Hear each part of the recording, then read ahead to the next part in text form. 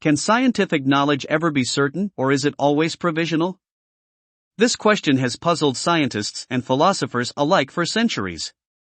The very nature of science is based on the idea that knowledge is always tentative and subject to change. But what does this mean for our understanding of the world around us? Let's explore this topic further. To begin with, it's important to understand the nature of scientific inquiry.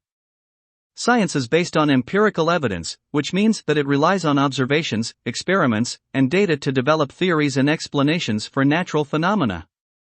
These theories are then tested through further experimentation and observation, and if they hold up to scrutiny, they are considered to be valid. However, even the most well-established scientific theories are always subject to revision or even rejection if new evidence arises. This leads to the idea that scientific knowledge is always provisional, or subject to change.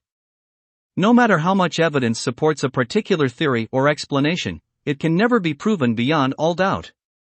There is always the possibility that new evidence could come to light that would force us to revise our understanding of the natural world.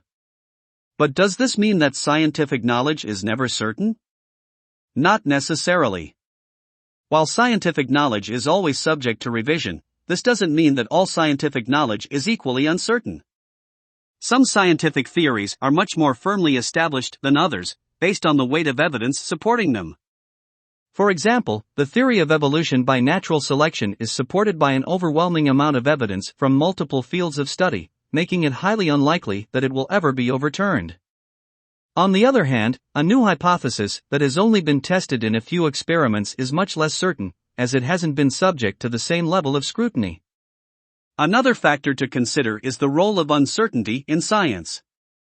While scientific knowledge is always provisional, uncertainty itself is not necessarily a bad thing.